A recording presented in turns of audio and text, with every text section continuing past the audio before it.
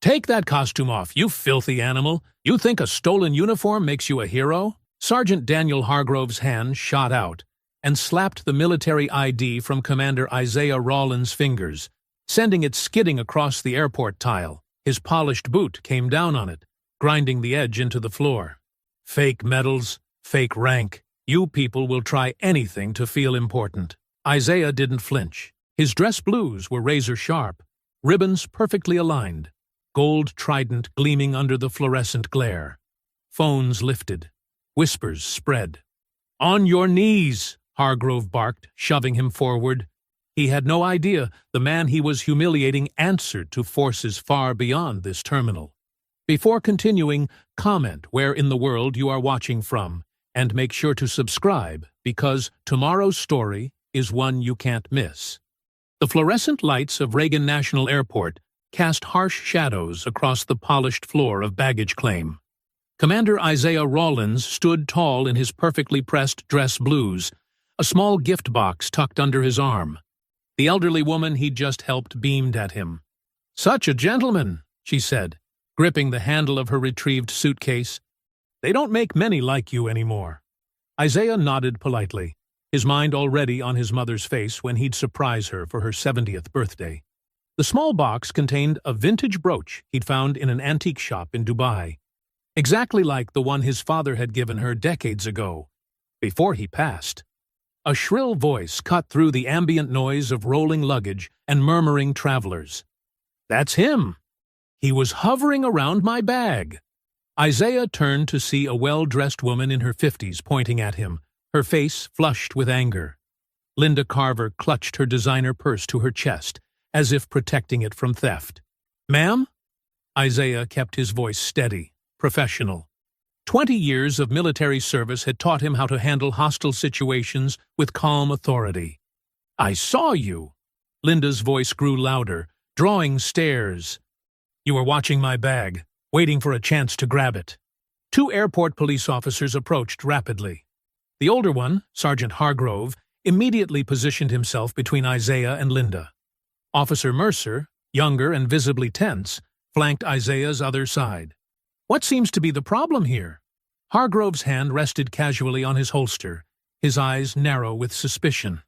"This man was trying to steal my purse," Linda declared. "I saw him watching it at the carousel." Isaiah slowly reached for his military ID.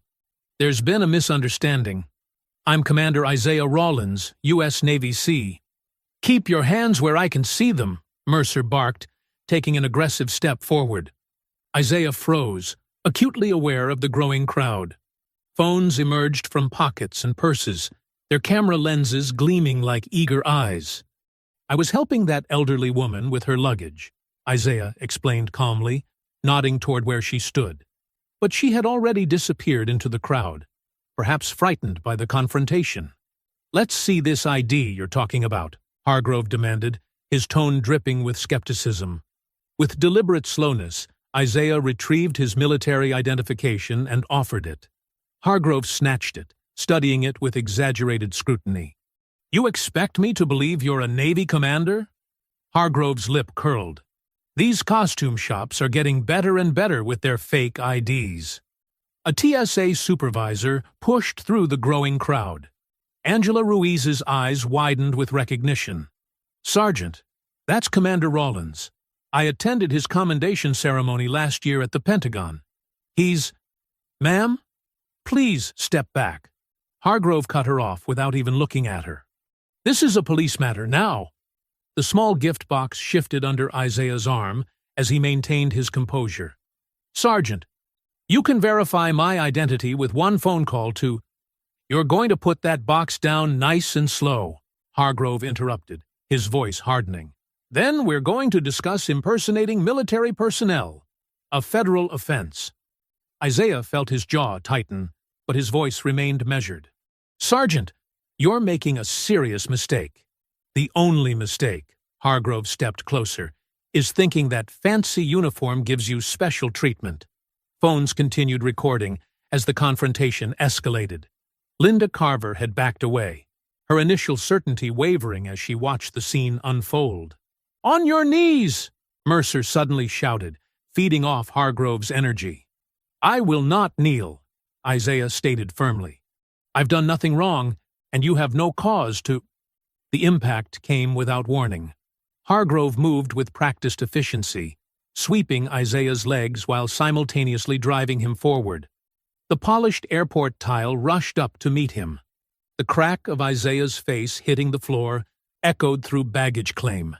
His medals, earned with blood and sacrifice, scattered across the tile like dropped coins. The gift box skittered away, its wrapping paper tearing. Gasps rippled through the crowd. Angela Ruiz shouted something in protest, but her voice was lost in the chaos. Officer Mercer drove his knee into Isaiah's back, wrenching his arms behind him. The handcuffs bit into his wrists with unnecessary force. Through the haze of pain and humiliation, Isaiah tasted blood from his split lip. He could see his reflection in the polished floor, his crisp uniform now crumpled, a small smear of red marring his chin. Around him, his medals lay scattered like broken promises. "Not so commanding now, are you?" Hargrove's voice came from above, thick with satisfaction. Isaiah remained silent, his mother's words echoing in his memory. "Sometimes dignity means bearing the weight of other people's shame." Travelers continued filming, as Mercer roughly pulled Isaiah to his feet. A child began crying somewhere in the crowd.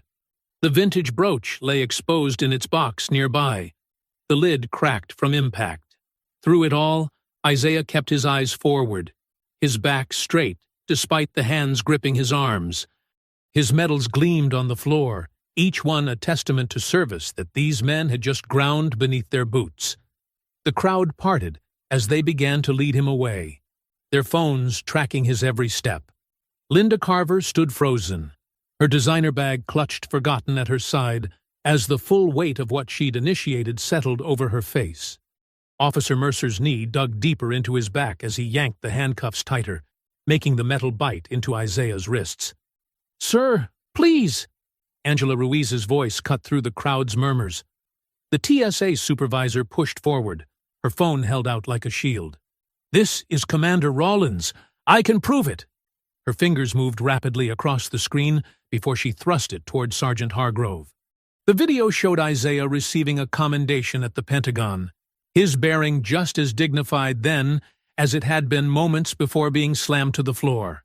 "That's him," Angela insisted, her voice trembling with barely contained anger. "I was there. He received the Navy Cross for actions that saved American lives." Hargrove barely glanced at the footage. Could be anyone. Could be where he got the idea for this little costume party. He turned to address the growing crowd of onlookers, their phones recording every second. "Folks, please stay back. We're dealing with a case of stolen valor here." Isaiah felt the cold seep through his uniform as Mercer shifted his weight, still pressing him down despite his complete lack of resistance. The young officer's breathing was rapid, betraying his nervousness despite his aggressive posture. "The Pentagon can confirm my identity with one phone call," Isaiah said quietly, his words measured and clear despite his awkward position. Blood from his split lip left a small red circle on the white tile. "Oh, now he's claiming Pentagon connections," Hargrove sneered. He nodded to Mercer. "Get him up. We'll add disorderly conduct to the charges." Mercer roughly pulled Isaiah to his feet, the handcuffs ensuring his arms remained painfully wrenched behind his back.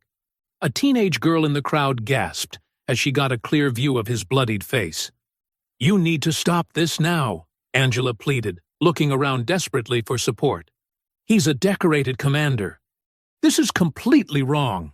From the edge of the scene, Airport Security Director Pamela Vance watched with calculated detachment. Her perfectly manicured fingers tapped against her crossed arms, but she made no move to intervene. Her eyes met Isaiah's for a brief moment, before sliding away, already composing the press release in her head. "Ma'am, return to your post or face disciplinary action," Hargrove warned Angela. This man was causing a disturbance, harassing passengers, and is now resisting arrest, while impersonating military personnel. Isaiah stood straight, despite the restraints, his voice carrying clearly across the terminal. "Sergeant Hargrove, Officer Mercer, you are making a decision that will permanently impact your careers. This isn't a threat. It's a fact." Hargrove's face darkened. "Are you threatening law enforcement officers? Add that to the list." He grabbed Isaiah's arm roughly. "Let's go, Commander. We've got a nice cell where you can explain all about your made-up military career." "I want to file a complaint," Angela announced, pulling out her own phone. "I'm recording this abuse of power." "Ma'am, interfering with police business is grounds for arrest," Mercer called out, his voice cracking slightly. Dozens of phones tracked their movement as Hargrove and Mercer began marching Isaiah through the terminal. His polished shoes, now scuffed from the takedown, clicked against the floor in a steady rhythm. Despite the handcuffs and the blood on his chin, he walked with military precision, head high. Travelers pressed against the walls, creating a corridor of shocked faces and recording devices. A mother pulled her young son close, covering his eyes. An elderly veteran in a Korean war cap stood and saluted, his weathered face twisted with outrage. "This isn't right," someone in the crowd called out. "He's military." "Shut up and stay back," Hargrove barked, tightening his grip on Isaiah's arm. They passed the security checkpoint where Isaiah had walked through just 30 minutes earlier, back when his uniform was pristine and his mother's gift was safely tucked under his arm. TSA agents watched with uncertain expressions, some averting their eyes, others shooting concerned glances at Angela, who followed several paces behind, still recording. Isaiah's voice remained calm, though it carried an edge of steel. "Officer Mercer, you still have time to think about what you're participating in. Your sergeant may be comfortable destroying his career, but you don't have to go down with him." Mercer's step faltered slightly, but Hargrove quickly snapped, "Keep moving. Don't let him play mind games." The automatic doors at the terminal exit loomed ahead. Through the glass, Isaiah could see a police vehicle waiting, its lights already flashing. Behind him, he heard Pamela Vance's heels clicking on the tile as she finally moved forward, probably to begin damage control. The doors slid open with a soft whoosh, letting in a blast of humid Virginia air. As they crossed the threshold, Isaiah counted silently in his head, measuring time with the precision that had kept him alive through countless missions. The doors whispered shut behind them just as the first alarm sirens split the air. Red emergency lights began pulsing throughout the terminal. Through the glass, Isaiah saw confusion spread across the faces of the crowd inside. Hargrove's grip tightened painfully. "What did you do?" But Isaiah kept his eyes forward, saying nothing. The sirens continued their urgent wail as they approached the waiting police car, its lights painting the gathering dusk in alternating red and blue. The fluorescent lights hummed overhead in the Stark Airport holding facility as Isaiah sat at the cold metal table, his bruised face a stark contrast to his now disheveled dress blues. Officer Mercer stood beside him, hands trembling slightly as he removed each medal with exaggerated care, dropping them one by one into a clear evidence bag. Clink. The Navy Cross. Clink. The Silver Star. Clink. The Bronze Star with Valor. Each medal told a story of service and sacrifice, now being catalogued like common contraband. Isaiah watched silently, his bearing still military straight, despite the handcuffs securing him to the table ring. Sergeant Hargrove leaned against the wall, arms crossed, a smirk playing at the corners of his mouth. "Quite a collection you've got there. Must have taken some time to put it all together. Party supply store, maybe?" Isaiah didn't respond, his eyes tracking each medal as it disappeared into the bag. The cut on his lip had stopped bleeding, leaving a dark crust that pulled when he moved his mouth. Still playing the silent, dignified routine? Hargrove pushed off from the wall and approached the table. "Let's see what the charges are looking like. Impersonating military personnel, resisting arrest, disorderly conduct, threatening law enforcement officers." He made a show of writing each one down. "That designer bag you were eyeing? We'll add attempted theft, too." Mercer paused in his task, glancing uncertainly at his supervisor. "Sir, The woman didn't actually see him. "Write it up, officer," Hargrove cut him off sharply. "Our job is to protect the public. If he was making passengers uncomfortable, that's probable cause." Outside the holding room, phones buzzed with breaking news alerts. The first shaky videos were already trending. Black man in military uniform arrested at Reagan National. Comment sections filled with heated debate. Some demanded answers. Others assumed guilt. 3 floors up, Angela Ruiz stood her ground in front of Pamela Vance's desk, holding out a manila folder. "This is my formal statement confirming Commander Rawlins's identity, along with documentation from the ceremony where I saw him receive commendation." Vance barely looked up from her computer screen, where news alerts continued to populate. "Thank you, Ms. Ruiz. We'll need to review this through proper channels before—" "Proper channels?" Angela's voice rose slightly. "He's a decorated Navy SEAL being held on false charges. I'm an eyewitness to his legitimate military status, which we appreciate," Vance replied smoothly, finally meeting Angela's eyes. "But we have procedures to follow. Officer safety is our primary concern, and the suspect demonstrated aggressive. Aggressive? He didn't resist at all. I have it on video." Vance's perfectly lined lips tightened. "Ms. Ruiz, perhaps you should take the rest of your shift off. You seem emotionally invested in this situation." Back in the holding room, Isaiah finally spoke, his voice level. "I'd like to make my phone call now." Hargrove laughed. "Your phone call? What is this, TV? You think one call is going to fix this?" He leaned over the table, placing both palms flat on the metal surface. "You're not going anywhere until we verify every piece of ID you claimed was real. Could take days, weeks even." "It's my right," Isaiah stated simply. "One phone call." Mercer shifted uncomfortably, the evidence bag crinkling in his hands. "Sarge, he's technically correct. Policy says—" "Fine." Hargrove straightened up with an exaggerated sigh. "Give the man his phone call.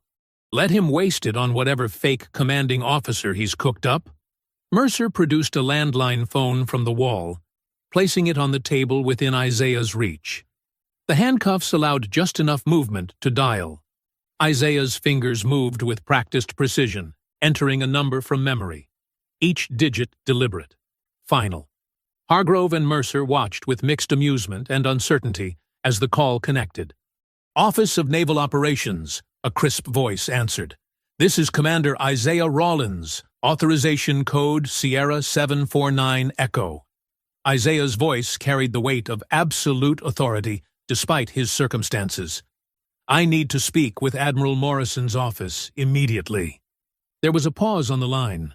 Hargrove rolled his eyes, but something in the quality of the silence made Mercer take a small step back from the table. "Authorization code confirmed," the voice returned, all traces of routine professionalism replaced with sharp attention. "One moment, Commander." Another voice came on the line, deeper and bearing the unmistakable tone of command. "Commander Rawlins, this is Captain Phillips. Report your situation. I've been detained at Reagan National Airport under false charges. My current location is airport holding. Time in custody approximately 90 minutes. Isaiah's report was precise, clinical. "Sir, I was en route under classified directive Alpha 3. The silence that followed seemed to suck all the air from the room. Even Hargrove's smirk faltered slightly. "Commander," Phillips's voice returned, measured but carrying an undercurrent of controlled fury. "Were you on schedule for the designated transfer?" "Yes, sir, until my arrest." "Were you in possession of the package at the time of detainment?" Isaiah's eyes flicked briefly to the evidence bag containing his medals. "Negative, sir. Status of the package is currently unknown." The line went dead without another word. The dial tone hummed in the sudden stillness. Mercer's face had gone pale, his fingers clutching the evidence bag too tightly. Even Hargrove's customary arrogance showed hairline cracks around the edges. Isaiah sat back in his chair, as much as the handcuffs would allow. His expression remained unchanged, but something in his posture suggested a man who knew exactly what came next. The security radio on Hargrove's belt crackled to life. breaking the tense silence that had followed Isaiah's phone call. Urgent voices overlapped each other in a cascade of confusion. Multiple federal vehicles approaching Gate C, requesting clearance. Security Checkpoint 3. Stand down. Priority access granted. All units, maintain positions. Repeat, maintain positions. Hargrove grabbed his radio, knuckles white against the black plastic. This is Sergeant Hargrove. What federal vehicles? Who authorized? Direct order from Airport Command. The radio cut him off. All security personnel, clear access routes immediately. Through the holding room's small window, red and blue lights began strobing across the walls. Mercer stood frozen, still clutching the evidence bag containing Isaiah's medals, his young face drained of color. Up in her office, Pamela Vance's phone rang. Her perfectly manicured nail hovered over the answer button for a fraction of a second before pressing down. This is Director Vance. This is Colonel James Mitchell, Pentagon Office of Special Operations. A clipped voice responded. We need immediate clarification regarding the detention of Commander Isaiah Rawlins. Vance's professional smile remained fixed, though no one was there to see it. Of course, Colonel. We're following standard procedure for... Director Vance. The voice hardened. Are you aware you're currently interfering with a classified military operation? The smile slipped. Our officers responded to a public complaint. The suspect was... Commander Rawlins is a decorated Navy SEAL conducting official business. We require his immediate release and full access to all evidence collected during his wrongful detention. In the holding area, Hargrove paced like a caged animal, barking into his phone. Listen, I don't care what department they're from. We followed procedure. The suspect was combative, refusing to... Sergeant, a new voice interrupted, deep and carrying the weight of decades of command. This is Admiral Thomas Caldwell. I'm going to speak very slowly and clearly. You have exactly 5 minutes to release Commander Rawlins before I personally ensure your career ends today. Hargrove's face flushed red. Now wait just a minute. You can't just... 4 minutes, 50 seconds. Commander Rawlins was transporting encrypted defense materials vital to ongoing operations. Your actions have compromised national security protocols. The Admiral's voice could have frozen fire. 4 minutes, 30 seconds. Down the hall, Isaiah sat alone in his cell, back straight despite his fatigue. The cut on his lip had stopped bleeding, but his dress blues, pristine just hours ago, were wrinkled and stained from the floor. His mother's birthday gift, a small box wrapped in silver paper, sat on the processing desk outside, next to his confiscated belongings. The sound of rapid footsteps echoed through the corridor. Multiple sets, moving with purpose. This way, Mercer's voice, higher than usual with stress. He's in holding cell 3. Heavy boots stopped outside the cell. Keys rattled in the lock. The door swung open to reveal a stern-faced woman in a dark suit, flanked by 2 military police officers. Commander Rawlins? Her credentials flashed. Department of Defense. I'm Agent Sarah Marshall. You're being released immediately. Isaiah stood smoothly, his bearing military precise despite the handcuffs. The encrypted package? Already located and secured, Marshall replied, gesturing for one of the MPs to remove the cuffs. Admiral Caldwell is handling the situation personally. In the processing area, Hargrove watched the scene unfold, his usual swagger deflated. The evidence bag containing Isaiah's medals sat on the desk between them, next to forms half filled with false charges that would never be filed. Agent Marshall's voice cut through the tension. Sergeant Hargrove, we'll need all documentation related to this incident. Every form, every note, every video recording. Her tone left no room for argument. The Department of Defense is now handling this matter directly. The metal cuffs fell away from Isaiah's wrists, leaving angry red marks on his skin. He rubbed them absently, his eyes meeting Hargrove's across the room. He didn't speak. He didn't need to. Mercer hovered uncertainly by the desk, looking between his sergeant and the federal agents. Sir, should I... What about the evidence log? Everything, Marshall emphasized. And Sergeant, the Pentagon will be conducting a full review of your department's detention procedures. She turned to Isaiah. Commander, if you'll come with me, Admiral Caldwell would like to speak with you directly. Isaiah nodded once, then reached for his mother's gift still sitting on the processing desk. The silver paper was slightly crumpled now, one corner torn. He straightened it carefully before picking it up. Through the window, more emergency lights painted the walls in alternating patterns. Radio chatter continued to fill the air with urgent voices and rapid-fire instructions. The airport's carefully maintained order had been shattered by a single phone call. Hargrove stood rigid, watching as Isaiah was escorted out by the federal team. His carefully constructed narrative was crumbling around him, and for the first time since the incident began, real fear showed in his eyes. Just before they reached the door, Isaiah paused. He turned back, not to Hargrove, but to Officer Mercer. His voice was quiet, but carried clearly in the tense silence. Remember what I said earlier, he stated simply. About decisions that follow you. The young officer swallowed hard and nodded, unable to meet Isaiah's gaze. Agent Marshall guided Isaiah through the door, the MPs falling into step behind them. Their footsteps echoed down the corridor, growing fainter until only the persistent radio chatter remained. Hargrove slumped against the desk, his face ashen. The evidence bag crinkled under his hand. Medals that had been earned in service now gathered as proof of a crime that never existed. Through the window, he could see more federal vehicles arriving, their lights casting long shadows across the airport's facade. The fluorescent lights in the airport's administrative office buzzed overhead, casting harsh shadows across the mahogany conference table. Isaiah sat straight-backed in his chair, his bruised face reflected in the polished wood surface. Across from him, Pamela Vance adjusted her designer blazer, flanked by two grim-faced men in expensive suits, city legal counsel. Commander Rawlins, Vance began, her voice professionally sympathetic. First, let me express our deepest regrets for today's unfortunate incident. She slid a thick document folder across the table. We want to make this right.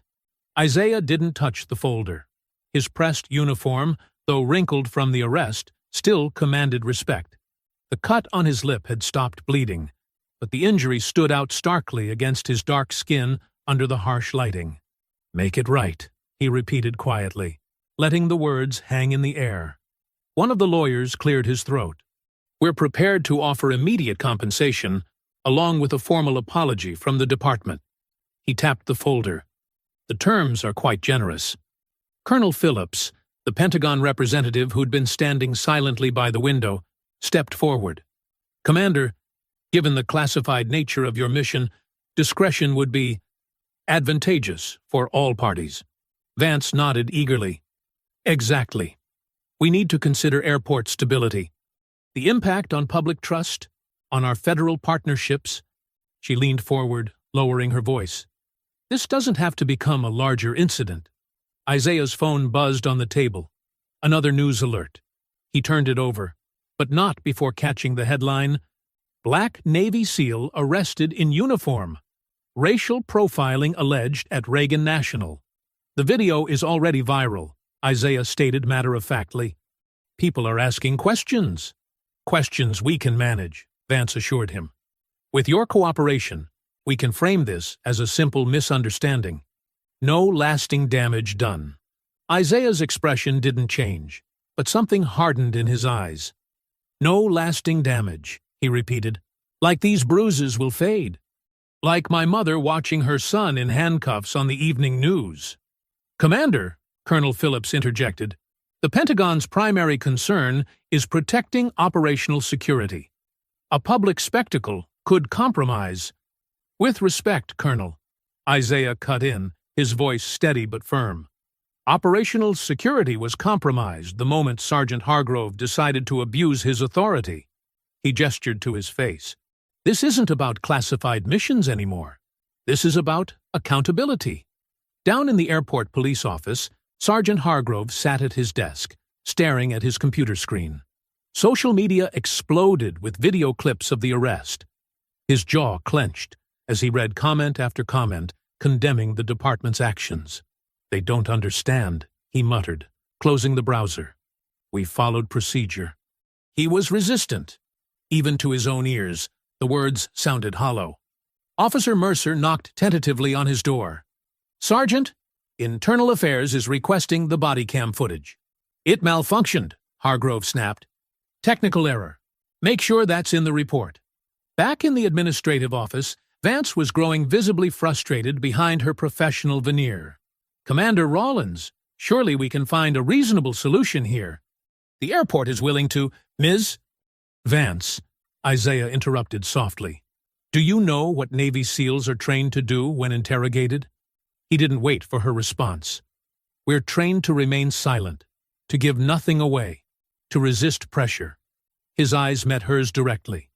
"But we're also trained to recognize when silence protects the wrong people." The lawyers exchanged glances. Colonel Phillips shifted uncomfortably. "Your officer profiled me, assaulted me, accused me of stealing valor while wearing the uniform I've served in for 20 years. Isaiah's voice remained calm, but carried an edge of steel. "And now you want me to help you bury it." "We're trying to protect," Vance began. "The airport's reputation? Federal funding? Or Sergeant Hargrove's badge?" Isaiah stood slowly. "I won't be silent. Not this time. Not for any amount of money." Outside the administrative offices, reporters had begun gathering. News vans lined the terminal drop-off zone, their satellite dishes raised against the night sky. The story was spreading faster than the airport's PR team could contain it. Vance made one final attempt. "Commander, please, consider the broader implications. The damage to department morale, to public trust. Public trust was damaged the moment your officer slammed a uniformed serviceman to the ground," Isaiah replied. "I'm not here to help you hide that." He gathered his cover from the table, straightening it carefully. His mother's gift, the silver paper now creased and torn, sat beside it. 24 hours ago, he'd planned to surprise her. Now she'd seen him arrested on national television. "The Pentagon strongly advises discretion," Colonel Phillips reminded him stiffly. Isaiah nodded respectfully to the colonel. "Note my discretion regarding classified materials, sir. The rest?" He shook his head. "That's not classified. That's just wrong." Camera flashes began strobing through the office windows as Isaiah moved toward the door. Reporters had spotted movement inside. Their shouts carried faintly through the glass. "Commander! Commander Rawlins! Can you comment on the arrest? Was this racial profiling?" Vance stood quickly. "We can arrange a private exit." "No," Isaiah said firmly. "No more hiding." He opened the door and stepped into the hallway, his bearing military straight, despite the exhaustion weighing on him. The bruises on his face stood out under the harsh airport lighting. His uniform, though wrinkled, still commanded attention. The reporters surged forward as he emerged, microphones thrust toward him like weapons. Camera flashes exploded in his face, turning the night into stuttering day. Questions overlapped into a wall of sound. But Isaiah didn't break stride. He'd faced worse than cameras. He'd faced worse than Hargrove. And he'd faced worse than Vance's attempts to buy his silence. The sea of microphones pressed closer as Isaiah stepped into the glare of camera lights outside Reagan National. Reporters jostled each other, their questions overlapping in an urgent chorus. The night air was thick with humidity, making his bruised face throb beneath the relentless camera flashes. "Commander Rawlins, can you describe what happened? Was this racially motivated? Did you resist arrest?" Isaiah raised his hand slightly, and the crowd quieted. His voice, when it came, was measured and clear. "Today, while traveling to visit my mother, I was falsely accused, physically assaulted, and arrested while in full military dress. The conduct of certain officers was not just unprofessional. It was discriminatory and dangerous." More cameras clicked.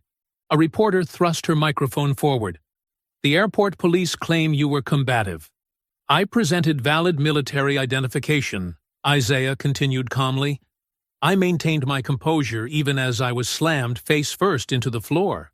My service medals were scattered across the terminal tile. This isn't about one incident. This is about accountability and abuse of power. The questions erupted again, but Isaiah moved steadily through the crowd toward his rental car. Behind him, the airport's glass doors reflected the chaos of flashing lights, like silent lightning. Hours later, in a carefully staged press conference, Pamela Vance stood at a podium in the airport's media room. Her pearl necklace gleamed under the professional lighting as she gripped the edges of the lectern. "While we regret any misunderstanding," she said, her voice crisp and corporate, "our officers followed standard protocol when confronted with an aggressive individual who refused to comply with reasonable requests." The words scrolled across news tickers nationwide. Airport claims Navy SEAL was aggressive. Officer safety cited. On CNN's split-screen panel, commentators argued over grainy cell phone footage of the arrest. "If you look closely," a former police chief insisted, "you can see resistance." "Resistance?" interrupted a civil rights attorney. "He's literally standing still with his hands visible, in full military dress." Across town, Sergeant Hargrove sat for a local news interview, his uniform pressed and stance rigid. "Our officers are trained to make split-second decisions," he declared. "When someone claims military status, we have to verify. In this day and age—" "But the TSA supervisor confirmed his identity," the reporter pressed. Hargrove's jaw tightened. "Ma'am, you weren't there. You didn't see his attitude, his demeanor." The interview cut to more viral footage. Isaiah on the ground, medals scattered, Hargrove's knee in his back. In Norfolk, Virginia, Lillian Rawlins' hands shook as she collected her mail. Mixed among the bills and catalogs was an envelope with no return address. Inside, a crude message had been typed. "Tell your son to keep his mouth shut if he knows what's good for him." She placed it carefully in a plastic bag, her movements deliberate despite her anger. Years of raising a black son in America had taught her to document everything. The previous letter, "You people don't belong in uniform," was already sealed away as evidence. Her phone rang. Isaiah's name lit up the screen. "Baby, I saw the news," she said before he could speak. "You did right. Your daddy would have been proud." "They're trying to spin it, Mama." Isaiah's voice was tired, but determined. "Making me out to be the threat." "Let them try." Lillian's voice hardened. "Truth shows itself in time." She paused, debating whether to mention the threats. Not yet, she decided. He had enough to handle. Outside her window, a car drove past slowly, its occupants staring at her house. She drew the curtains with practiced casualness. In the parking lot of his hotel, Isaiah sat in his rental car, scrolling through endless social media posts about the incident. New angles of footage appeared hourly, his medals skittering across the floor. Hargrove's sneer, the crowd's shocked faces. A notification popped up. Hargrove's interview was trending. Isaiah watched his attacker defend the assault with rehearsed phrases about officer safety and proper procedure. His phone buzzed with a text from Angela Ruiz, the TSA supervisor. "They're trying to bury my incident report. Document everything." Isaiah opened his evidence log, cataloging the items returned after his release. Wallet, keys, phone, mother's gift, damaged, uniform items. He frowned, scrolling back through the list. Something nagged at his training-sharpened mind. The encrypted device, small, flat, designed to look like a common power bank. Standard issue for classified transport missions. He'd had it in his inner uniform pocket when Hargrove took him down. It wasn't listed in the returned items. He checked the evidence forms again, methodically. Nothing. The device, containing sensitive defense data, was missing. Isaiah's pulse quickened, but his face remained composed. Years of SEAL training had taught him to process threats without revealing awareness. He reviewed the viral footage again, focusing now on Mercer's hands as they searched him. The young officer had definitely removed something from his uniform pocket. But where was it now? More cars pulled into the hotel parking lot. News vans, their satellite dishes raised like periscoping submarines. They'd found his hotel. The media frenzy was about to begin another cycle. In the rearview mirror, Isaiah studied his reflection. The bruises were darkening, telling their own story. But now, there was something bigger at play. The missing device wasn't just evidence of police misconduct anymore. It was a national security breach. Isaiah's fingers hovered over his phone's keypad in the darkened rental car. The weight of what he was about to report settled heavily in his chest. He dialed Admiral Caldwell's direct line, a number few had access to. "Caldwell," came the crisp answer on the first ring. "Admiral, Commander Rawlins, we have a situation." Isaiah kept his voice low, scanning the parking lot where news vans continued to gather. The encrypted transport device wasn't returned with my personal effects. A long pause followed. When Caldwell spoke again, his tone had shifted from administrative to tactical. "Say again, Commander?" "The device is missing, sir. Not listed in any of the return documentation." "Jesus Christ!" Papers shuffled in the background. "That device contains operational data for—" Caldwell caught himself. "Hold for verification." Isaiah waited, watching a reporter set up a camera tripod near his car.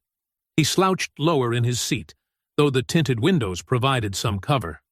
His mind raced through the arrest sequence: Hargrove's takedown, Mercer's search, the evidence processing. Caldwell's voice returned, tight with controlled urgency. Device was logged into airport police evidence at 1847 hours. Signing Officer K. Mercer. "Mercer?" Isaiah repeated, remembering the young officer's nervous energy during the search. "He conducted the initial pat-down. I'm activating federal retrieval protocols now. This elevates everything." More typing sounds. "Our cyber team confirms no unauthorized access attempts on the encrypted channels, but that doesn't mean—" "Permission to investigate locally, sir," Isaiah interrupted, his SEAL training already mapping out approach vectors. "I can be back at the station in 15 minutes. "Negative, Commander. Pentagon oversight is en route. Stand down and maintain—" "Sir." Isaiah's voice remained respectful, but firm. "By the time oversight arrives, that device could be anywhere. You know my capabilities. Let me do what I'm trained for." Another pause. Isaiah could almost hear the Admiral weighing operational security against time sensitivity. "You have 1 hour," Caldwell finally said. "Reconnaissance only. Do not engage. The moment our team arrives, you step back. Clear?" "Crystal, sir." Isaiah ended the call and started the car. As he pulled out of the parking lot, 2 news vans attempted to follow. He employed evasive driving techniques learned in combat zones, quickly losing them in traffic. The airport police station sat in a separate building from the main terminal, a squat concrete structure with high-security fencing. Isaiah parked in the public lot, noting camera positions and guard rotations, automatic threat assessment ingrained from years of missions. Inside, fluorescent lights hummed overhead as he approached the front desk. The night shift clerk looked up, recognition flickering across her face. "I need to review the evidence inventory from my arrest," Isaiah stated, placing his military ID on the counter. "Specifically items logged at 1847 hours by Officer Mercer." "Sir, evidence requests require federal authorization?" Isaiah slid a document across the counter. Emergency access credentials Caldwell had just texted him. "This should cover it." The clerk examined the paperwork, made a call, then buzzed him through to the evidence processing area. The room smelled of dust and old paper. Metal shelving units stretched into the shadows. "Records terminal is here," she gestured to an ancient computer. "I'll need to supervise your search." Isaiah nodded, fingers moving efficiently across the keyboard. He pulled up the day's logs, scanning for Mercer's badge number. The timeline emerged in green text: 1835, initial evidence intake, 1847. Device logged into storage, 2012. Device signed out by Mercer. Isaiah checked his watch, 22:17. The device had been out of secure storage for over 2 hours. "I need to know where Officer Mercer took this item," he said, pointing to the entry. The clerk peered at the screen. Says here it was transferred to external technical analysis. At this hour? What facility? She shrugged. Above my clearance. You'd have to ask Officer Mercer directly. Isaiah finished. He stood, jaw tight. Thank you for your assistance. Outside, he updated Caldwell while walking to his car. Device was removed from evidence 2 hours ago. Mercer logged it for external analysis, but no destination facility listed. That's not protocol, Caldwell growled. No authorized analysis would happen off-site, especially not at night. Our team is 20 minutes out. Hold position. A police cruiser pulled into the lot. Lights off. Through the windshield, Isaiah recognized Officer Mercer's profile. The young officer parked and hurried inside, carrying what looked like a laptop bag. Sir, Isaiah interrupted. Mercer just returned to the station. Request permission to maintain surveillance. Granted. But do not engage. I repeat, do not. Isaiah ended the call, sliding deeper into the shadows near the building's side entrance. His combat-trained eyes tracked Mercer through windows as the officer moved through the station. Something about his body language set off warning bells. The furtive glances, the too casual pace. Through the evidence room window, Isaiah watched Mercer approach the clerk's desk. Their conversation was brief. The clerk checked something on her computer, then shook her head. Mercer's shoulders tensed. He turned quickly and left through a different door, still carrying the laptop bag. Isaiah's phone vibrated. A message from Caldwell. Federal team 5 minutes out. Hold position. But Isaiah's instinct screamed that in 5 minutes, whatever was happening would be too late to stop. He watched Mercer's retreating figure, remembering the young officer's face during the arrest. The flicker of doubt before following Hargrove's orders. The evidence clerk's voice drifted through the window as she made a call. Yeah, Officer Mercer just tried to backdate a transfer log. Said he needed to add a destination facility. She paused, listening. No, I told him the system doesn't work that way. He left kind of weird. Isaiah's muscles coiled with practiced readiness. The missing device was vital to active military operations. If it had been compromised. He touched his phone, considering one last check with Caldwell. But sometimes in the field, hesitation meant mission failure. He moved silently through the shadows, following Mercer's path while maintaining his distance. The fluorescent lights buzzed overhead in the empty hallway as Officer Mercer emerged from the office. His head was down, focused on the laptop bag clutched against his chest. When he looked up and saw Isaiah standing there, he stumbled backward, face draining of color. Commander, Mercer whispered, eyes darting to the nearest exit. Isaiah remained motionless, his presence filling the narrow corridor. He didn't speak, letting the silence build pressure. It was an interrogation technique he'd learned years ago. Sometimes the best way to get someone talking was to say nothing at all. Mercer's hand trembled as he adjusted his grip on the bag. I was just... The encrypted device, Isaiah said quietly, his voice carrying the weight of authority without raising its volume. Where is it? Sweat beaded on Mercer's forehead. He glanced over his shoulder, then back at Isaiah. The young officer's chest rose and fell rapidly with shallow breaths. I can't. Mercer swallowed hard. Sergeant Hargrove said, Hargrove isn't here, Isaiah interrupted. It's just you and me. And right now, you're holding classified military hardware that was removed from evidence without authorization. He took one step forward. That's a federal offense. Mercer's shoulders slumped. He told me to take it, he said, voice barely above a whisper. Said we needed insurance, leverage, in case you tried to make trouble about the arrest. Isaiah studied the younger man's face, reading the conflict there. Walk with me, he said, gesturing toward an empty break room nearby. Mercer hesitated, then followed. Inside, Isaiah closed the door and pulled out a chair. Sit. The officer sank into the seat, placing the laptop bag on the table between them. His hand shook as he unzipped it, revealing the encrypted device nestled among papers. He said you were dangerous, Mercer continued, words spilling out now. that you'd try to destroy our careers over a simple misunderstanding. He ordered me to log it out for technical analysis, said we needed to prove you were carrying suspicious equipment. And you followed those orders without question? Mercer's face flushed. I didn't know what else to do.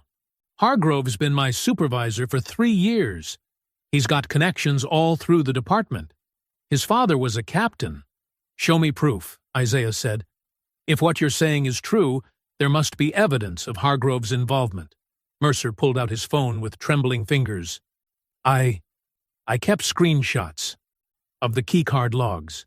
He pulled up several images, sliding the phone across the table. See?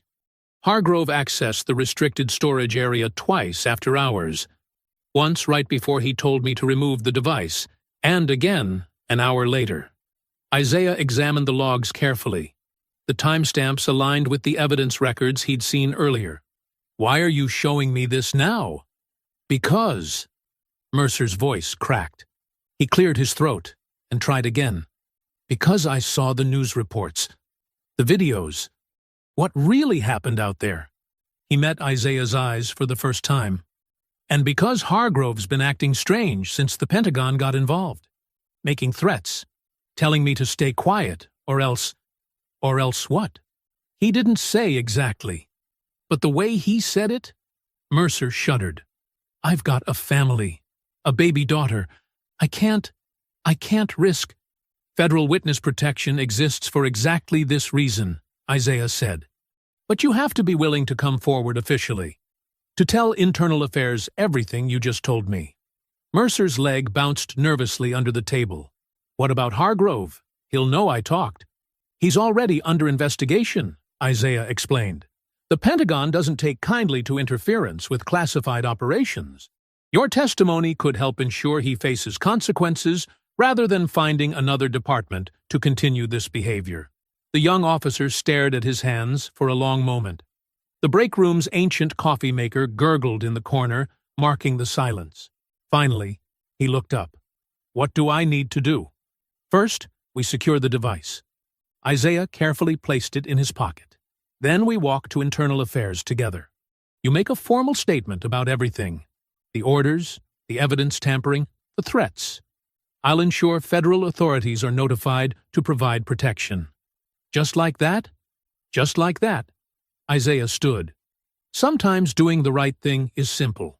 Not easy, but simple. Mercer rose slowly, squaring his shoulders as if physically taking on his decision. Hargrove always said we had to stick together. That the badge meant protecting our own. The badge means protecting everyone, Isaiah corrected, including from those who abuse their authority. They moved toward the door. Mercer paused with his hand on the handle. Commander, I'm sorry about the arrest. I should have. You can make it right now, Isaiah said. That's what matters. The hallway was still empty as they emerged. Their footsteps echoed on the linoleum as they walked side by side toward the Internal Affairs office. With each step, Mercer's posture straightened slightly, as if shedding a weight.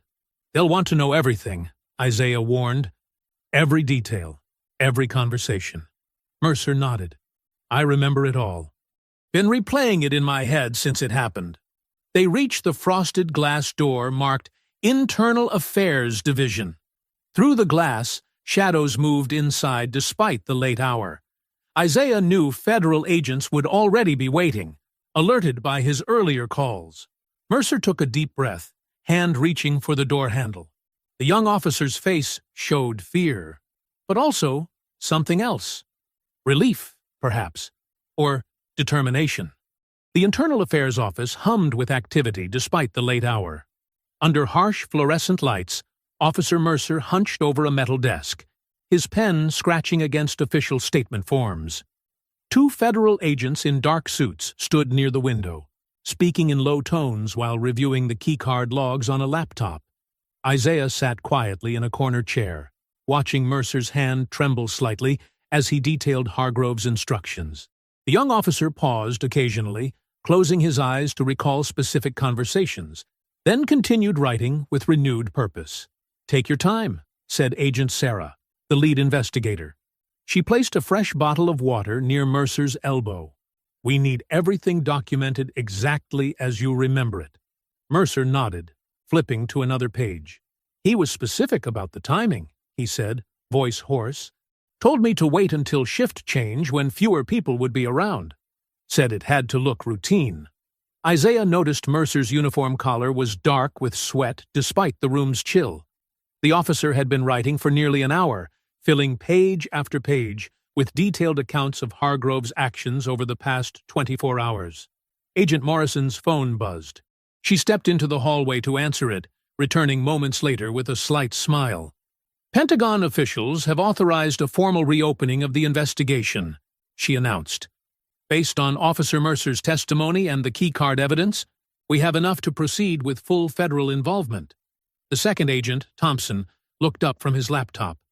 "News outlets are already picking up chatter about a potential whistleblower. Social media's lighting up again." Isaiah's own phone vibrated. Admiral Caldwell had texted, "Temporary reinstatement approved pending investigation outcome. Well done, Commander." Mercer finished another page, flexing his cramped fingers. "There's something else," he said quietly. "About Director Vance's involvement." Agent Morrison pulled up a chair. "Go on." She knew about the profiling. Had meetings with Hargrove about targeting certain types of passengers. Mercer couldn't meet Isaiah's eyes. There were weekly briefings. She called them enhanced screening guidelines, but everyone knew what she meant. Morrison's pen moved rapidly across her notepad. "Can you provide specific dates? Times?" "They're in my calendar app. I was required to attend as shift supervisor."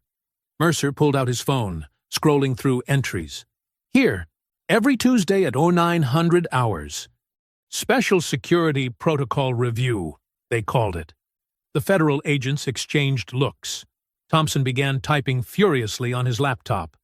A knock at the door made everyone turn. A tech specialist entered, carrying several hard drives.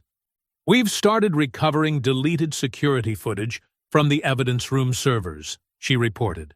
"Multiple cameras, multiple angles. Should have preliminary results within the hour." Isaiah watched Mercer's shoulders relax slightly at the news. The evidence would support his testimony, provide irrefutable proof of the misconduct. Agent Morrison's phone buzzed again. She stepped out once more, this time returning with a grim expression. "Commander," she said to Isaiah, "you'll want to see this." She held out her phone, displaying a breaking news alert. "Airport police officer breaks silence. Racial profiling and evidence tampering alleged in Navy SEAL arrest." Below the headline was a photo of Isaiah in his dress blues, taken moments before the arrest. The article already had thousands of shares. "Public support is surging," Thompson noted, scanning social media reactions. "Local civil rights groups are organizing protests. Police accountability organizations are demanding immediate action." Mercer signed the final page of his statement with a shaky hand. "What happens now?" "Protective custody," Morrison replied. "We'll move you and your family to a secure location tonight. Federal marshals are already en route to your home." Isaiah stood, stretching his stiff muscles. Nearly 3 hours had passed since they'd entered the office. "The encrypted device needs to be logged into evidence properly," he said. "Under federal supervision." Morrison nodded to Thompson, who produced an evidence bag and documentation forms. They carefully sealed and labeled the device, recording every detail of its recovery. The tech specialist returned, her expression troubled. "We have a problem," she announced. "The evidence room footage. Something's wrong with it." Everyone turned to look at her as she connected her laptop to a large monitor on the wall. The screen showed security camera footage from earlier that day, but instead of clear images, there was only digital static and corrupted frames. "What happened?" Morrison demanded. "The files appear to have been corrupted by some kind of targeted deletion program," the tech explained. "It's sophisticated, not your typical evidence tampering. Someone knew exactly what they were doing." Mercer's face went pale. "Hargrove has a friend in IT. Marcus. They go way back. He's helped cover things up before." Morrison was already on her phone, barking orders. I want that IT employee detained for questioning immediately. Get cyber forensics down here now. And somebody find me Sergeant Hargrove. The tech continued working, but her frown deepened. It's not just one camera. All the evidence room footage from the past 24 hours is corrupted. Even the backup servers are affected. Isaiah watched the static dance across the screen, remembering similar tactics he'd encountered during counterintelligence operations. This wasn't amateur hour. This was professional-grade obstruction. How long until you can recover it? Thompson asked. The tech shook her head slowly. That's just it. This level of corruption, I'm not sure we can. The data appears to be completely destroyed. Morrison slammed her hand on the desk, making Mercer jump. Get every available resource on this. I want that footage recovered. But Isaiah could see from the tech's expression that the damage was done. Hours of crucial video evidence showing exactly who accessed the evidence room and when had been systematically erased. The clock on the wall ticked past midnight as they stared at the screen full of static, the weight of this setback settling over the room like a heavy blanket. The Internal Affairs office door burst open as two uniformed officers escorted Mercer back inside. His face was ashen, eyes darting nervously between Isaiah and the federal agents. Something had changed in the 20 minutes since he'd left for a brief break. Agent Morrison straightened in her chair. Officer Mercer? Is everything all right? Mercer's hands trembled as he clutched a new document. I need to amend my statement. Thompson frowned. What do you mean, amend? We just spent 3 hours taking your detailed testimony. That testimony was given under duress, Mercer said, his voice quavering. Commander Rawlins threatened me. Said he'd make sure I'd never work in law enforcement again if I didn't help him frame Sergeant Hargrove. Isaiah remained perfectly still in his chair, only his jaw tightening slightly. The room temperature seemed to drop several degrees. That's a serious accusation, Morrison said carefully. You understand making false statements to federal agents is a felony offense? I'm not lying now, Mercer insisted, though his eyes couldn't meet anyone's gaze. Commander Rawlins cornered me in the hallway, said he had Pentagon connections that could destroy my career. He forced me to make up those stories about Sergeant Hargrove. One of the escorting officers stepped forward, producing an official complaint form. Sergeant Hargrove has filed formal charges of witness intimidation and evidence tampering against Commander Rawlins. Isaiah finally spoke, his voice low and controlled. Officer Mercer, look at me. Mercer flinched, but raised his eyes. You know exactly what happened, Isaiah continued. You know who's really threatening who here. Don't address the witness directly, snapped one of the officers. Sergeant Hargrove has provided security footage showing you following Officer Mercer into an isolated corridor before he made his original statement. Morrison held up her hand. We'll need to see this footage immediately.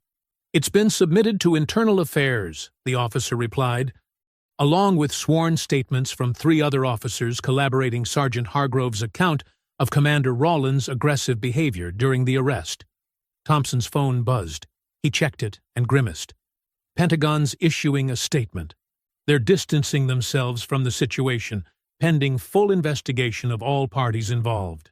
The classified operation can't be compromised, Morrison muttered. They're cutting him loose to protect it. The tech specialist who'd been working on the corrupted evidence room footage looked up from her computer. Agent Morrison?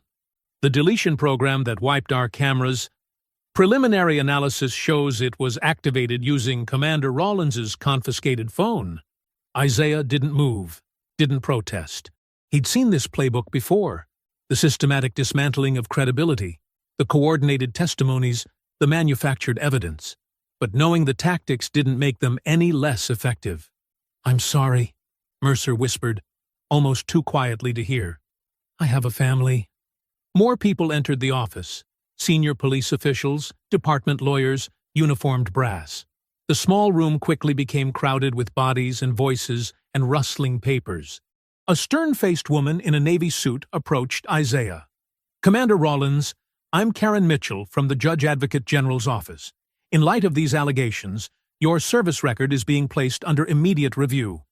Your security clearance and command authority are temporarily suspended pending full investigation. She handed him an official notice on Department of Defense letterhead. The words blurred slightly as Isaiah scanned them. Conduct unbecoming. Interference with civilian law enforcement. Breach of classified protocols. Outside in the hallway, phones were already buzzing with news alerts. Someone had leaked Mercer's retraction. Social media that had been championing Isaiah hours ago was now flooding with questions and accusations. "Commander," Morrison said quietly, "given the seriousness of these charges, we'll need you to surrender your military ID and any remaining classified materials." Isaiah reached slowly into his pocket and withdrew his ID card, the same one Hargrove had questioned at the airport, setting this whole chain of events in motion. He placed it carefully on the desk.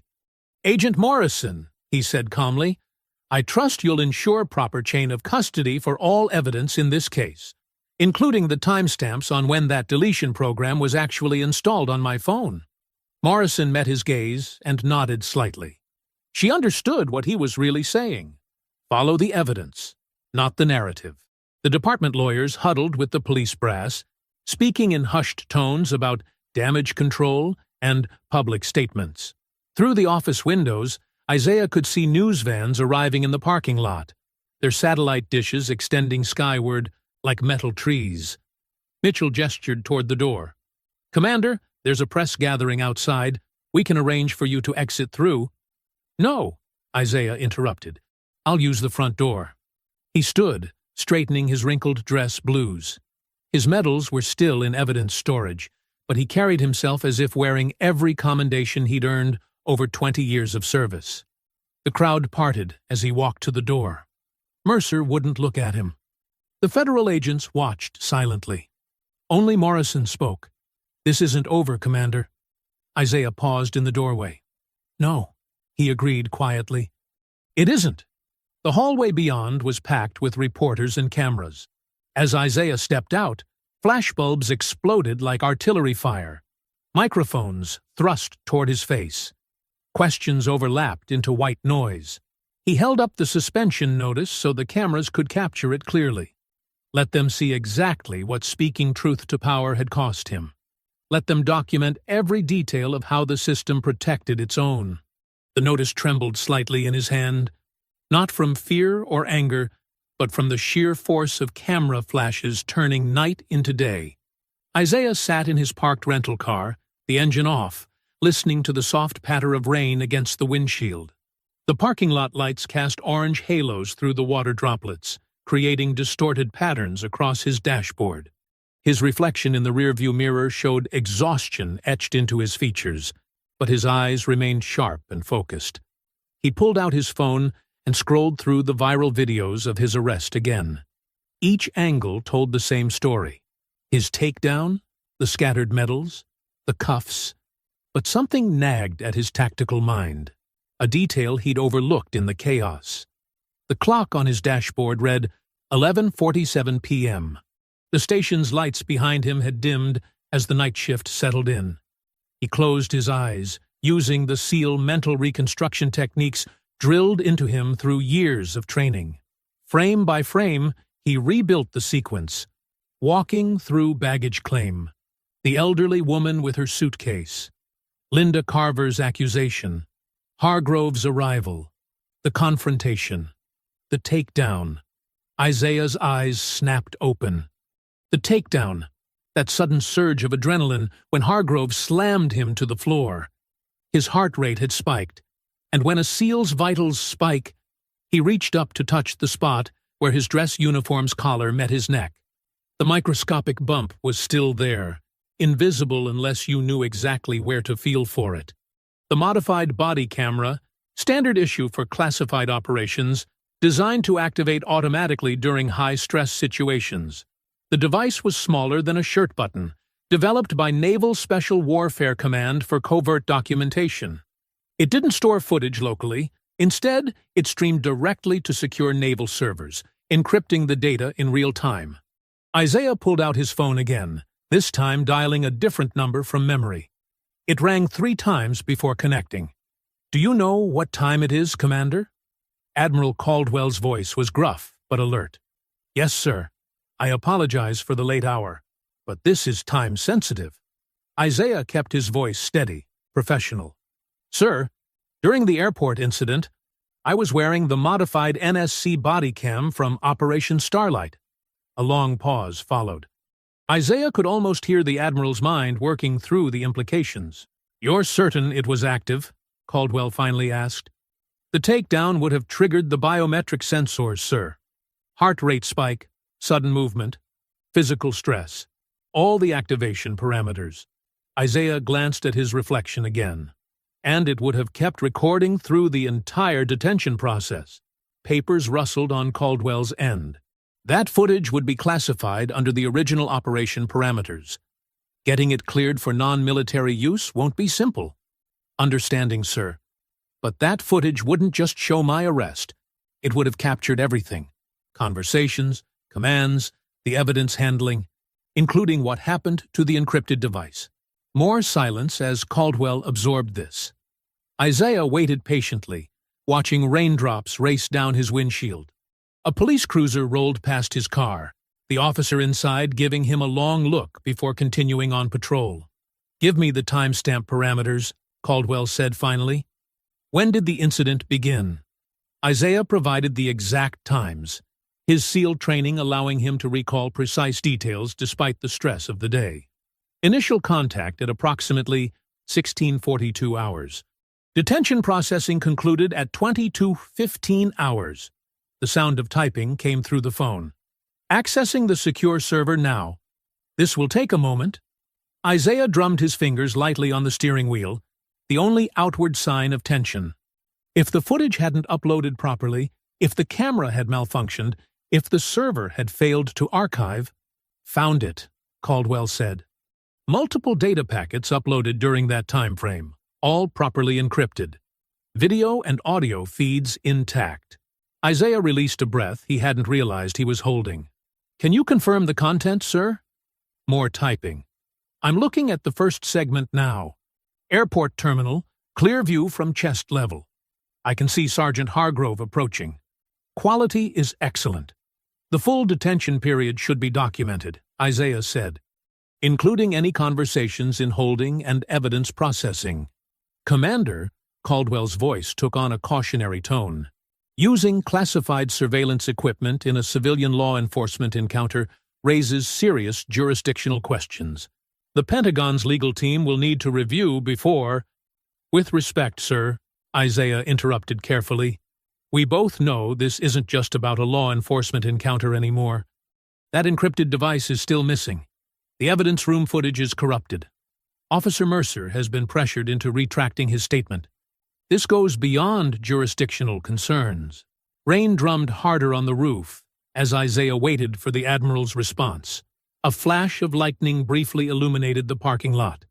"You're right," Caldwell said finally. "I'll start the clearance process immediately. We'll need to redact any mission-sensitive content. But the relevant portions, how soon do you need this?" "Internal Affairs is building their case on manufactured evidence, sir. The sooner we can provide an unaltered record of events, the better." "Understood. I'll have my team work through the night. We should have preliminary clearance by morning." Caldwell paused. "Commander, this footage. How bad is it?" Isaiah thought about Hargrove's smug certainty, Mercer's fear, Vance's calculated indifference. All of it captured in high definition, with crystal-clear audio. "Bad enough to end careers, sir." "I was afraid you'd say that." Caldwell sighed. "I'll call you as soon as we have authorization. And, Commander, watch your back. If they're willing to go this far to cover their tracks—" The Pentagon's secure conference room hummed with the soft whir of air conditioning as morning light filtered through reinforced windows. Isaiah sat at the polished oak table, his posture perfect despite his exhaustion. Admiral Caldwell stood behind him, while two federal attorneys and a DOJ prosecutor arranged documents and laptops. "The footage has been cleared for evidentiary use," Caldwell announced, nodding to the technical officer manning the display system. "All classified elements have been redacted, but the relevant content remains intact." The room darkened as the projection screen illuminated. Isaiah watched his own perspective materialize. The airport terminal seen from chest height. The initial confrontation playing out in stark clarity. "Audio is synchronized," the tech officer reported, adjusting levels. The footage showed Hargrove's initial approach, his body language aggressive even before speaking. The camera's microphone picked up everything with surgical precision. "Here," the senior attorney, Martinez, paused the playback. "Sergeant Hargrove's first response when shown military ID. Can we enhance the audio?" The sound crystallized. Hargrove's voice emerged clearly. "Like these thugs can't buy fake IDs. Probably stolen uniform, too." Isaiah's face remained impassive, but his jaw tightened slightly. Caldwell placed a steadying hand on his shoulder. "Continue playback," Martinez instructed. The footage rolled forward. They watched the escalation unfold. Hargrove dismissing the TSA supervisor's confirmation. The rising tension. The camera caught a quiet exchange between Hargrove and Mercer that hadn't been audible to bystanders. "Show him what happens when they don't know their place," Hargrove muttered. The takedown followed. The camera's stabilization software kept the image remarkably clear despite the violent motion. Isaiah's medals scattered across the floor in perfect focus. "Stop here!" the DOJ prosecutor Watson ordered. "Time-stamp this sequence." Clear excessive force, clear racial bias in initial approach. But the most damaging evidence came from the holding facility footage. The camera captured Hargrove entering the detention area, speaking to other officers. "These animals think that uniform means something. Think it makes them special." A harsh laugh. "Nobody's going to take his word over ours. We write the reports. We control the narrative." Martinez made careful notes. Premeditation in tampering with evidence. Consciousness of guilt. The footage continued. Mercer appeared, visibly uncertain about handling Isaiah's belongings. "Sir, his credentials seem legitimate," Mercer began. "You going soft?" Hargrove snapped. "Get that encrypted whatever it is into evidence. We'll deal with it later." Watson leaned forward. Officer Mercer's hesitation demonstrates he knew the arrest was improper. This confirms his original statement before the retraction. But the most explosive segment came from 3 days before the incident. The camera had activated during Isaiah's first pass through the airport, catching an exchange between Hargrove and Pamela Vance in a side corridor. "I want increased scrutiny on certain profiles," Vance said, her corporate polish unable to disguise her meaning, especially in restricted areas. "Some people don't belong in uniform, if you understand me." "Oh, I understand completely," Hargrove replied. "We'll make examples when necessary." The room filled with tension as the implications sank in. This wasn't just about one incident. It was systematic. "Pattern and practice," Watson stated grimly. Director Vance establishing discriminatory policy. Sergeant Hargrove implementing it. This goes beyond individual misconduct. The footage continued through Isaiah's detention, capturing every racist comment, every procedural violation, every moment of calculated intimidation. When Mercer returned to process Isaiah's belongings, the camera recorded Hargrove's explicit instructions. "Log everything except the encrypted device. That's our insurance policy." A pause. "And if anyone asks, you never saw it." Isaiah finally spoke, his voice controlled. The device contained tactical data related to ongoing operations. Withholding it wasn't just tampering. It was a potential national security breach. "Agreed," Caldwell said. "This elevates the charges significantly." Martinez reviewed his notes. "We have clear evidence of civil rights violations, racial profiling as policy, evidence tampering, conspiracy to obstruct justice, false imprisonment, excessive force, filing false reports, interfering with a federal operation." Watson nodded, already drafting on her laptop. "I'm preparing warrant applications now. We'll need simultaneous execution to prevent evidence destruction." The technical officer forwarded through the remaining footage. Hours of Isaiah's detention, each moment reinforcing the pattern of misconduct. Every frame strengthened the case. Sound quality is exceptional, Martinez noted. Every conversation is admissible. No room for misinterpretation. The body cam's encryption is unbreakable, Caldwell explained.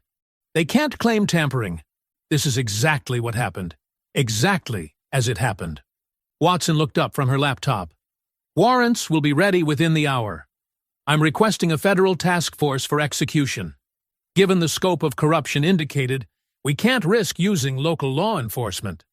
Isaiah watched the final moments of footage. His release, the smug certainty on Hargrove's face, Vance's carefully constructed press statement. Every frame was another nail in their professional coffins. One more thing, Martinez said, rewinding to an earlier segment. Notice Director Vance's phone call after the arrest. She mentions maintaining narrative control like we discussed last month. This suggests a broader conspiracy. Expand the warrant scope, Watson agreed. We'll need their communication records, meeting minutes, policy documents, everything. The lights came up gradually. Morning sun now streamed fully through the windows, reflecting off the polished table. Isaiah straightened his uniform jacket, every medal now properly restored to its place. How long until execution? Caldwell asked. Once the judge signs off, we move immediately, Watson replied, still typing. No warnings, no courtesy calls to the department. Clean sweep. The National Press Club's main ballroom buzzed with anticipation. Camera crews jostled for position while journalists packed every available seat. The air felt electric, charged with the knowledge that something momentous was about to unfold. Admiral Caldwell stood at the podium, flanked by federal prosecutors Watson and Martinez. Behind them, a massive screen dominated the wall. Isaiah sat in the front row, dress blues immaculate, his bearing steady and professional despite the circus around him. Good afternoon, Caldwell began, his voice cutting through the chatter. What you are about to see has been cleared for public release by the Department of Defense. Some portions have been redacted for national security, but the essential content remains unaltered. Pamela Vance sat 3 rows back, her corporate polish showing its first cracks. Her perfectly manicured nails drummed silently against her leather portfolio. Sergeant Hargrove had chosen a seat near the exit, his usual swagger replaced by barely concealed tension. The lights dimmed. The footage began to play. The first gasp rippled through the room at Hargrove's initial approach to Isaiah. His unfiltered racist comments, caught clearly on the body cam's audio, caused several reporters to physically recoil. One veteran journalist from the Washington Post dropped his pen. Like these thugs can't buy fake IDs. The slur echoed through the sound system. Smartphones rose in unison to capture reactions. A photographer's flash caught Hargrove's face, turning pale. The footage continued. When it reached the violent takedown, showing Isaiah's medals scattering across the airport floor, an angry murmur swept the room. But it was the holding facility footage that truly ignited the crowd. Nobody's going to take his word over ours. We write the reports. We control the narrative. A reporter from CNN stood up abruptly, unable to contain herself. Director Vance, did you authorize this behavior? The footage answered for her. The scene from 3 days prior played out in pristine clarity. I want increased scrutiny on certain profiles. Vance's carefully worded instructions filled the room. Her current expression crumbled as her own voice convicted her. Several journalists turned to stare at her directly, their faces hard with accusation. Officer Mercer, seated in the middle of the room, began visibly trembling as the footage showed his interactions with Hargrove. The young officer's hands shook as he watched himself following illegal orders, his earlier hesitation now painfully obvious. Get that encrypted whatever it is into evidence. We'll deal with it later. Watson paused the playback. This references a classified device containing sensitive military data. By illegally withholding it, these officers not only violated civil rights, but potentially compromised national security. The room erupted. Journalists shouted questions while photographers' flashes strobed continuously. Hargrove stood, edging toward the exit, but federal agents who had been quietly positioning themselves throughout the presentation stepped forward to block his path. "Sergeant Hargrove," Martinez announced into the microphone, "remain where you are." More footage played, every racist comment, every procedural violation laid bare. The camera's unblinking eye revealed the systematic nature of the discrimination, the casual cruelty of power abused. Mercer suddenly shot to his feet, his voice cracking. I can't do this anymore." All cameras swung to capture him. "Everything in my retraction was a lie. Sergeant Hargrove ordered me to change my statement. He said he'd destroy my career if I didn't." The young officer's confession, breaking down in real time, created instant chaos. Reporters scrambled to capture every word, while federal agents moved with practiced efficiency through the crowd. "Pamela Vance," Watson stated clearly into the microphone, "you are under arrest for civil rights violations, conspiracy to obstruct justice, and interfering with a federal investigation." Two agents reached Vance, who had finally lost all composure. Her portfolio slipped from trembling fingers, scattering papers across the floor. But the room's focus shifted as Hargrove made a desperate push toward the side door. He barely made it 2 steps before agents converged. The former sergeant fought briefly, his face contorted with rage and fear. "Get your hands off me!" he snarled, then froze as handcuffs clicked into place. Cameras crowded close, capturing every second.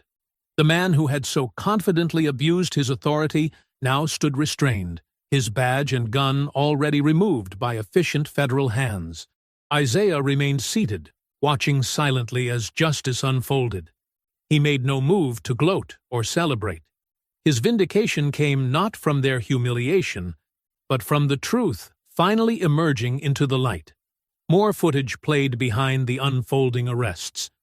Every damning moment served as backdrop to Hargrove being led toward the exit in handcuffs.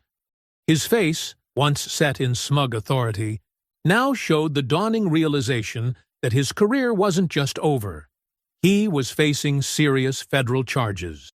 "Daniel Hargrove," Watson continued, her voice carrying clearly over the chaos, "you are under arrest for civil rights violations, evidence tampering, false imprisonment, excessive force, filing false reports, and interfering with a classified federal operation."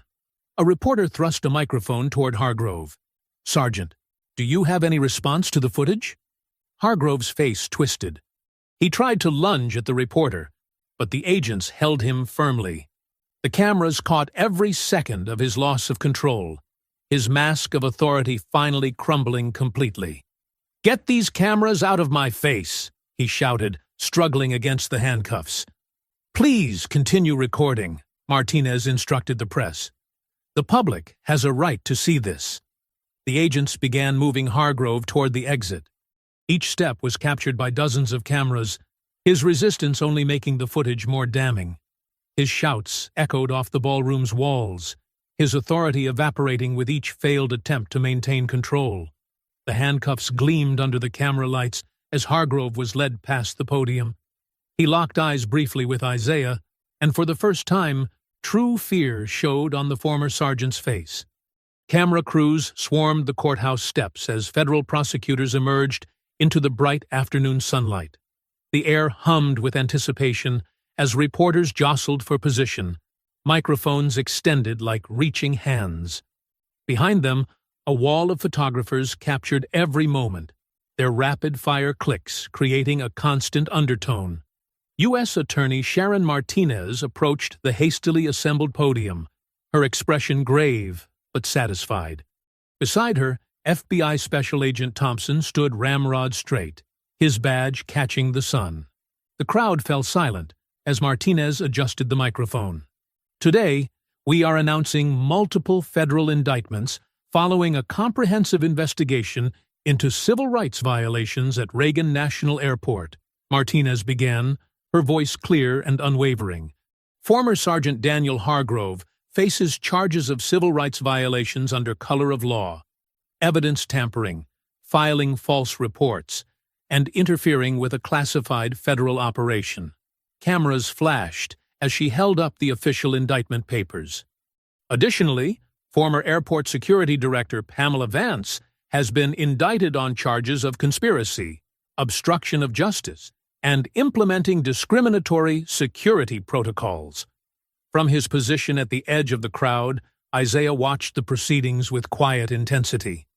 Admiral Caldwell stood beside him, both men in full-dress uniform. The medals on Isaiah's chest had been meticulously restored to their proper positions, each one representing years of dedicated service. The Department of Justice takes these violations extremely seriously, Martinez continued. When law enforcement officers abuse their authority and violate the civil rights of those they're sworn to protect, they undermine the very foundation of public trust. A reporter from the Washington Post raised her hand. "What about Officer Mercer?" "Officer Mercer has agreed to cooperate fully with prosecutors," Martinez replied. "His testimony will be crucial in establishing the pattern of misconduct within the department." The questions came rapid-fire after that. "Will the Airport Police Department face additional oversight?" Martinez nodded to Agent Thompson, who stepped forward. "Effective immediately, the Airport Police Department will operate under direct federal supervision. We're implementing mandatory bias training, reviewing all use-of-force incidents from the past 5 years, and installing new leadership vetted by the Justice Department." "What about the classified material that was tampered with?" Admiral Caldwell moved to the podium, his presence commanding immediate attention. "The Pentagon has conducted a thorough security review. Thanks to Commander Rawlins's quick thinking and professional conduct under duress, no classified information was compromised." Isaiah remained stoic as cameras swung toward him. He'd maintained his composure throughout the entire ordeal, and he wasn't about to break it now. "Commander Rawlins has been fully reinstated," Caldwell continued, his voice carrying authority earned through decades of service. "The Pentagon commends his exceptional judgment and restraint during an unlawful detention that could have severely compromised national security." More questions flew. "Commander Rawlins, how do you feel about the indictments? Will you be filing a civil suit? What message do you have for other officers who might abuse their power?" Isaiah stepped forward, his movements measured and deliberate. The crowd hushed as he approached the microphone, reporters leaning forward eagerly. "I wear this uniform with pride," he began, his voice steady and controlled. "It represents not just military service, but a commitment to protecting the rights and dignity of all Americans. What happened at that airport wasn't just an attack on me. It was an assault on everything this uniform stands for." A murmur of appreciation rippled through the crowd. Several veteran reporters nodded in agreement. "The system worked this time," Isaiah continued, "not because it was designed to, but because people of integrity chose to do what's right. Officer Mercer found his conscience. Admiral Caldwell stood for truth over expediency. Federal prosecutors chose justice over convenience." He paused, letting his words sink in. "But we shouldn't need extraordinary circumstances or high-level connections to ensure basic rights are protected. Every citizen deserves equal treatment under the law, regardless of their rank or position." Martinez stepped back to the microphone to address additional questions about the prosecution timeline. She detailed how Hargrove faced up to 20 years if convicted on all charges, while Vance could face up to 15 years. "The airport board has terminated Ms. Vance's employment, effective immediately," Martinez added. "Her implementation of discriminatory security protocols affected countless travelers. We are currently reviewing cases from her entire tenure." As the press conference continued, Admiral Caldwell quietly led Isaiah away from the crowd, toward a more private area of the courthouse steps. He removed an envelope from his briefcase, the Department of the Navy seal prominent on its surface. "This isn't just a reinstatement, Commander," Caldwell said, his voice low but warm. "The Secretary of the Navy has authorized a formal commendation for your conduct during this incident. You maintained operational security while facing direct civil rights violations. That's not just professional. It's exceptional. Isaiah accepted the envelope with appropriate military precision, though his eyes betrayed a hint of emotion. The certificate inside represented more than just recognition. It was vindication of his unwavering belief in the system's ability to correct itself when good people refused to stay silent. Behind them, Martinez was still addressing the press. Let this serve as a warning to any official who would abuse their authority. The Justice Department will investigate. We will prosecute. And we will hold you accountable. The late afternoon sun cast long shadows across the courthouse steps as photographers captured one final image. Isaiah and Admiral Caldwell reviewing the commendation certificate, both men standing tall in their dress. Blues, while in the background, federal agents escorted a handcuffed Hargrove toward a waiting vehicle. The evening air in Norfolk carried the sweet scent of magnolia blossoms as a convoy of military vehicles pulled up to Lillian Rawlins' modest two-story home. Warm light spilled from the windows, and the sounds of gathered family filtered through the screened porch. Birthday decorations fluttered in the gentle breeze, creating a stark contrast to the news vans parked discreetly down the street. Isaiah stepped out of the lead vehicle, his dress blues immaculate once again. Behind him, 6 fellow Navy SEALs emerged in their formal uniforms, forming an informal honor guard. They'd insisted on accompanying him, a silent statement of solidarity that spoke volumes about the brotherhood they shared. The front door burst open before Isaiah reached the steps. His mother Lillian stood in the doorway, her usual dignity momentarily forgotten as she rushed to meet him. She was elegant in a deep purple dress, a birthday corsage pinned to her shoulder, but her eyes were fixed on the bruises still visible on her son's face. "Isaiah," she breathed, reaching up to touch his cheek with trembling fingers. Despite her 70 years, her grip was strong as she pulled him into an embrace. "My boy." The gathered family members crowded the doorway, their faces a mix of concern and pride. Cousins, aunts, uncles, 3 generations of Rawlins strength watching this reunion. Someone had set up a television in the living room where a news channel silently played footage of the day's events at the courthouse. "Mama," Isaiah said softly, holding her close. "I'm sorry I'm late for your birthday." Lillian pulled back, her eyes fierce despite their moisture. "Don't you dare apologize. Not for standing tall. Not for doing what's right." She straightened his already perfect collar with practiced hands. "Your father would have told them they picked the wrong fight." A small smile touched Isaiah's lips. That's exactly what he would have said. The SEALs remained at parade rest at the bottom of the porch steps, a protective presence that didn't intrude on the family moment. Down the street, camera crews maintained their respectful distance, though their lenses caught the touching scene. Inside, the house was warm with the smell of birthday cake and family cooking. Isaiah's Aunt Marie had outdone herself with the spread, and someone had arranged Isaiah's childhood photos alongside recent military ceremonies on a special table. The television quietly played in the background as family members gathered around. "Look at that," Uncle James said, nodding toward the screen. The footage showed Sergeant Hargrove being processed into federal custody, his face a mask of barely contained rage as officers removed his personal effects. The caption read, "Former Airport Police Sergeant faces 20 years on civil rights charges." Lillian watched the screen for a moment, then turned to her son. "You didn't break, did you? Even when they had you down on that floor?" "No, Mama. Never broke." "That's my boy." She patted his chest, where his medals caught the light. "Your father wore his uniform with the same pride. He taught you well." Isaiah's cousin Marcus, a local pastor, spoke up from near the kitchen. "The whole congregation's been praying. When we saw that first video," he shook his head. "But you showed them what dignity looks like." Through the window, camera flashes occasionally lit up the evening as photographers captured the family gathering. The story was still hot. America loved seeing justice served, especially when it involved a decorated war hero triumphing over corrupt officials. On the television, the news shifted to footage of Airport Security Director Vance being led away by federal agents, her corporate poise finally cracking as reporters shouted questions. The anchor's voice provided context. Sources say the investigation has expanded to examine years of discriminatory practices at Reagan National.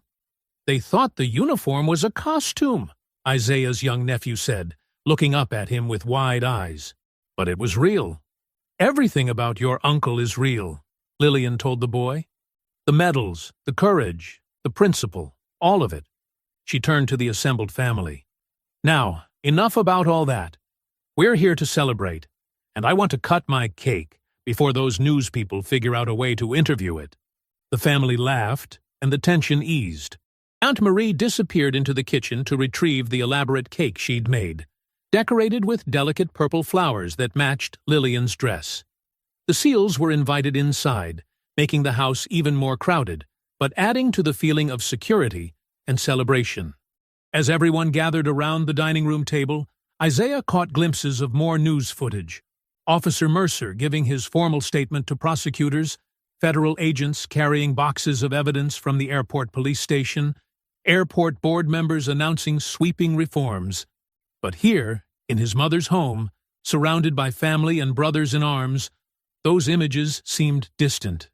The victory was complete, yes, but it wasn't about destroyed careers or public humiliation. It was about standing firm, about maintaining dignity in the face of injustice, about proving that the truth could still prevail. Lillian insisted on getting a photo of Isaiah with his fellow Seals on the front porch. As they assembled, the porch light caught his restored medals, making them gleam. Down the street, cameras captured the moment, not just of a vindicated commander, but of a family celebrating one of their own, who had refused to bend. Perfect timing, Lillian said, looking at the photo on someone's phone. The light caught your medals just right. She squeezed his arm. Now, let's get inside before these news people decide they need another statement. It's my birthday, and I want to hear you try to explain why you're still not married. If you enjoyed the story, leave a like to support my channel, and subscribe so that you do not miss out on the next one. On the screen, I have picked 2 special stories just for you. Have a wonderful day.